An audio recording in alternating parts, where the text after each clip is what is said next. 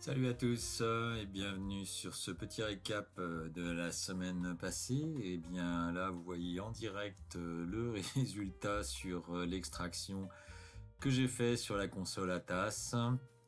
Donc on peut avoir avec Atas, on a une extraction, donc ça nous donne un petit récap de l'hebdo avec le total des transactions, le total du PNL, de une perte de 2050 $, un PNL moyen, les enfoncements, bon ça je sais pas trop à quoi ça correspond, mais bon c'est pas, c'est les taux de profit, etc., etc., les profits moyens, les pertes totales, les pertes moyennes. Bref, bon, une petite statistique globale sur l'ensemble de la semaine et des jours de trading. Donc, on peut sur toute la semaine. Alors, si on regarde un petit peu le détail, j'ai tradé pendant 4 jours. 4 jours, un total de 162 trades. Donc mardi dernier 50 trades, 45 le mercredi, le 10 42 et puis vendredi 25 trades. Et les PNL associés à ces jours-là. Donc premier jour 294, deuxième jour 1500 de pertes, troisième jour 268. Excusez-moi, ce sont les ticks, ça. Et là, ce sont les ticks, ouais. Désolé. Ici, ce sont les PNL en dollars. Donc, 1000 $ le premier jour. Une perte de quasiment 3000 $ le deuxième jour. Et 131 et 25. Donc, on va voir un petit peu la grosse perte qu'on a eue mardi. La grosse perte, elle était de 3600 $, d'accord. Et si on regarde un petit peu, c'est principalement lié au fait que j'ai tradé sur le mini, donc ça va beaucoup plus vite, et j'ai fait juste 3 trades. Donc en 3 trades, j'ai perdu 2500 $, donc j'ai pourri ma semaine en fin de compte avec 3 trades. En gros, sur 162 trades, il y en a 3 bah, qui me font perdre. Alors, j'ai perdu une évaluation. Ça va, ça reste une évaluation. Et donc une fois, j'ai perdu entre moins 100 et puis moins 200. Donc en gros deux fois des trades sur lesquels j'ai perdu plus que le stop que je dois normalement m'autoriser. J'ai un stop normalement à 50 ticks et donc là je suis en moyenne sur deux trades à 55, donc ça fait 100 ticks. Et là 400 ticks sur un trade, donc c'est juste ça doit pas arriver quoi. Ça doit pas arriver et donc pour ça il faut pas bouger les stops, faut que je mette mes stops et que je les bouge pas, voilà, et que je moyenne pas, voilà. Ça c'est l'erreur fatale que je fais depuis plus d'un an et je crame mes évaluations toujours comme ça. Donc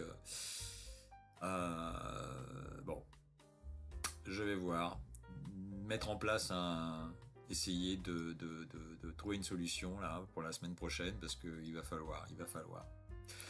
Ensuite, si on regarde un petit peu MNQ. Également une perte, donc là c'est en micro, donc on a en micro, on perd quand même 760 $, mais donc aussi sur deux trades, et là pareil, du Moyen-Âge, et voilà, un stop, c'est pas admissible quoi. Je modifie mes stops, et voilà, ça il faut pas le faire, il faut pas que je le fasse, point. Voilà, donc si on regarde un petit peu en autre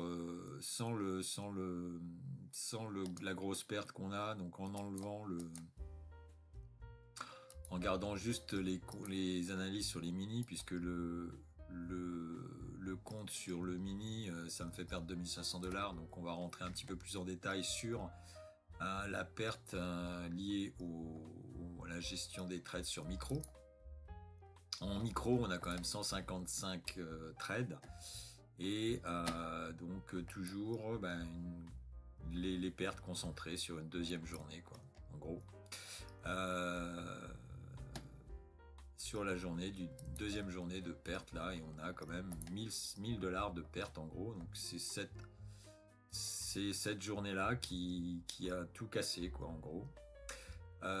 Si on regarde la répartition des différentes tranches de gains sur chaque trade, donc les trades compris entre -10, donc à BE, donc il y a 2 trades sur lesquels on a eu BE, des trades entre -50 et -10, donc ça ce sont des stops, d'accord, donc 2 stops, c'est pas beaucoup sur cette journée là. Par contre, des pertes qui sont supérieures à 50, à 50, entre 50 et 100, et on va voir entre 100 et 200, et supérieur à 200. Donc là, ces trades-là, globalement, ils devraient pas être là, puisque globalement, si je laisse mon stop, eh bien, la perte, elle est ici, et elle est de 50. Donc, en gros, si je bougeais pas mon stop, et on est sur 8 trades. Il y a 8 trades sur lesquels je perds quasiment. On voit pas le résultat là, c'est pas marqué en bas, quel dommage. Bref, 100, 800, 900, allez, 1000 $ quasiment. 1000 $ de perdu sur 8 trades. 8 x 5, 40, j'aurais dû en perdre 400. Voilà. Donc je perds 600 $ parce que j'ai bougé mon stop.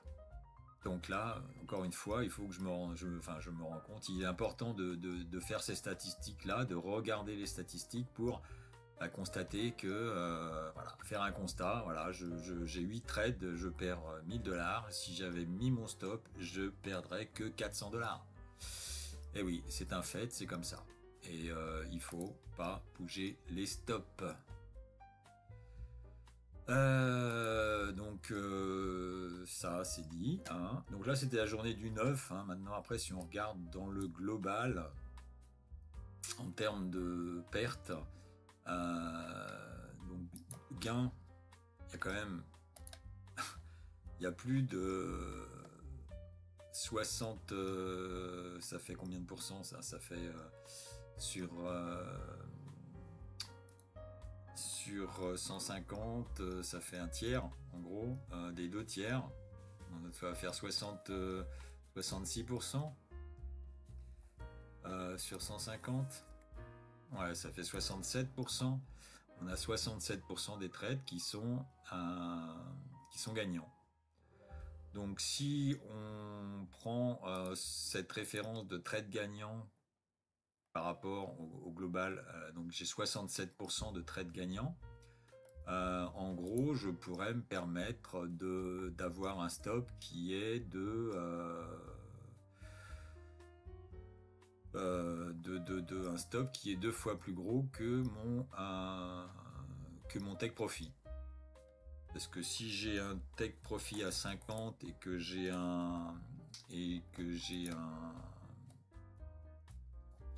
si je prends un TP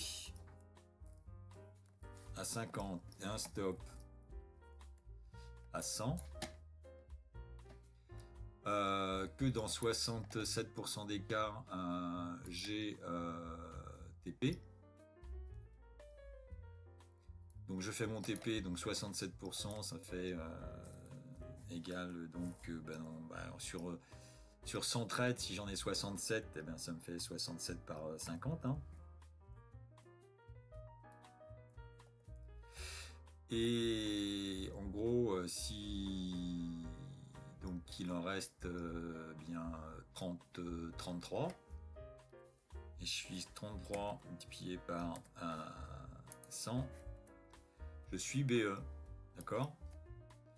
Donc en gros, même avec un stop à 100 ticks et un TP à 50,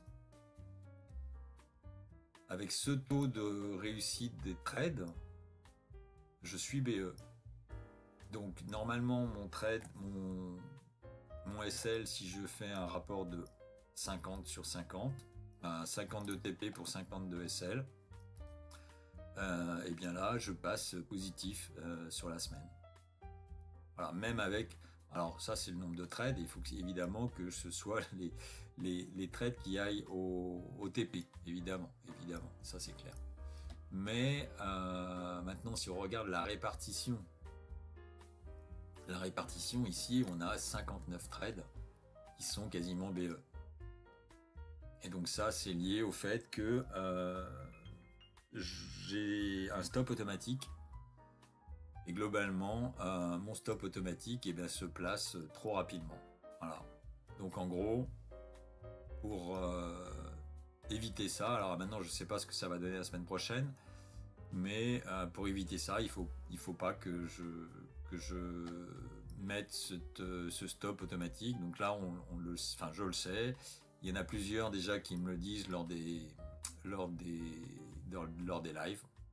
Je me protège trop rapidement. Donc ça, c'est la deuxième erreur, quoi. C'est ma deuxième erreur. Donc il faut pas que je modifie mes stops, il faut pas que je rapproche et que je laisse les stops pour voir. Donc en gros, voilà, il faut que je fasse ces modifications, ces deux modifications principales. Donc pas modifier mes stops et puis ne pas me protéger et accepter la perte.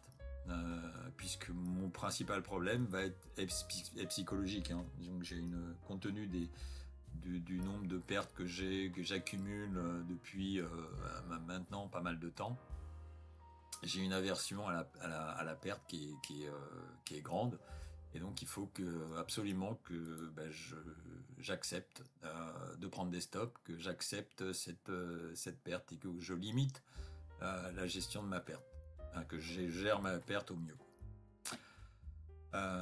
Voilà, donc ça, c'est les deux choses, en gros, qu'il faut que je retienne et que je vais m'obliger à corriger pour la semaine prochaine.